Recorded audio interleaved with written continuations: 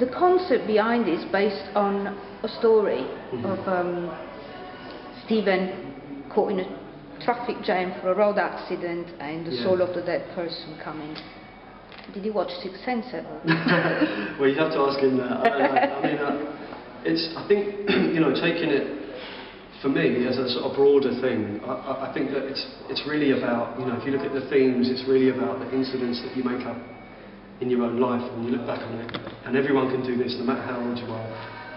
You can look back on events, perhaps that were meaningful, or that kind of foreshadowed things, or that where you can trace something that happened from a specific incident, if you like. I'll use the word incident again. So, the car crash is kind of a negative one, but there was, it was also to do with the dispassionate term incident.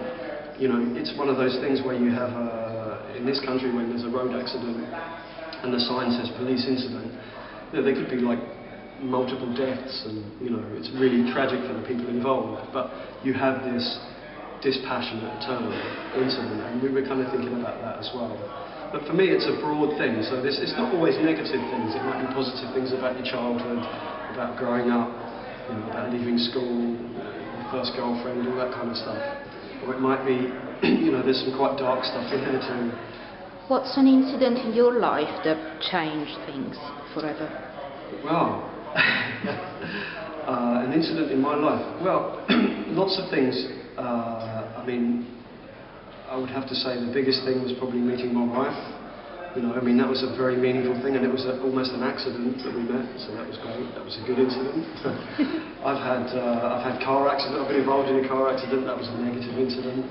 I had an experience of being mugged when I was younger. That was a negative incident. So there's things that probably have shaped my personality that have happened, and everybody's got that.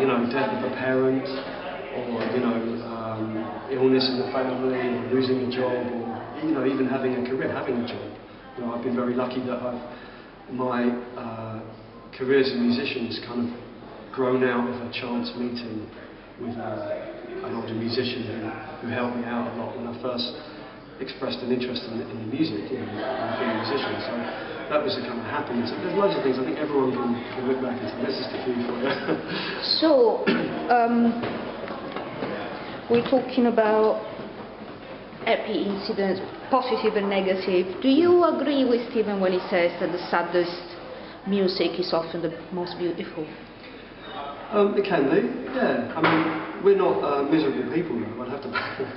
Some of the music is quite melancholic, and perhaps that by playing it, it's actually quite cathartic for us as individuals. I like to think that what we create together, between us, it's bigger than all four of us.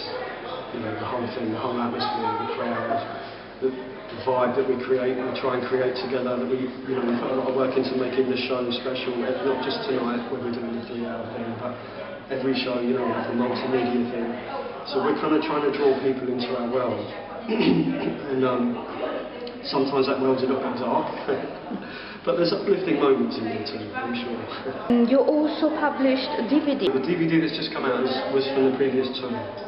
So that's all material from the Blank Planet tour, which we did in 2008. And that was on your own label? Well, initially we did a special edition for the kind of sort of hardcore people, if you like, that really liked the packaging and wanted to have didn't just want to download a .avi file from the internet, or look at it on YouTube where it ends up. But we did that initially on our own label, and the special edition was just exclusively available from our own web store. So how does it work with your own label, Roadrunner Atlantic? What happened was we wanted control of the DVD, and we wanted to do the elaborate packaging, and we did a deal with a company called Snapper, who we were signed to before Roadrunner, and the standard edition of the DVD is with them. But Roadrunner were okay with us. We licensed the albums to them now. So that format, if you like, DVD, didn't come into it. You also just reissued one of your old projects. That's right. Yeah. The Ex-Wife Heads, Celestial Disclosure? Ex-Wise Heads, yeah. Okay. Yeah, why did you decide now to release it on CD?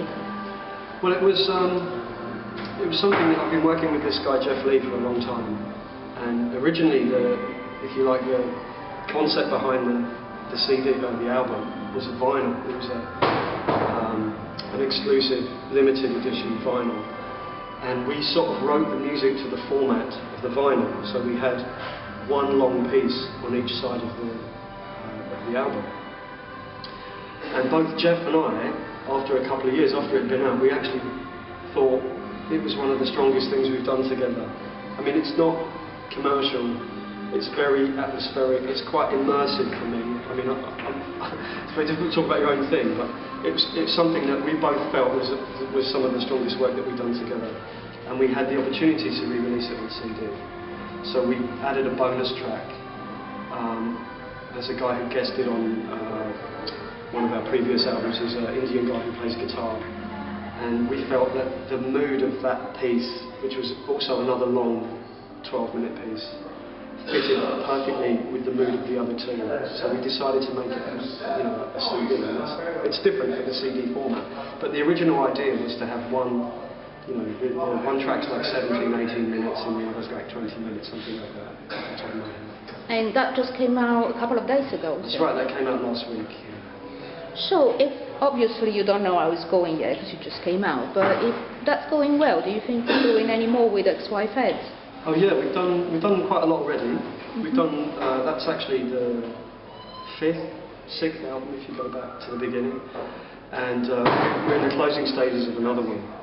So there's going to be another one very soon, maybe hopefully before the end of the year. But of course, I've been busy.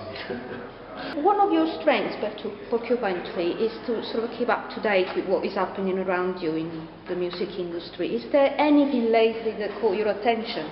Well, we're all big listeners, We're all big listeners, and we sometimes turn each other on to stuff. We've all been listening to this band called Everything, which is very 80s, but we all like it. It's quite intense, and they seem to be a name that's cropping up quite a lot. One of the things I really enjoyed about doing the festival season was getting to see lots of other bands.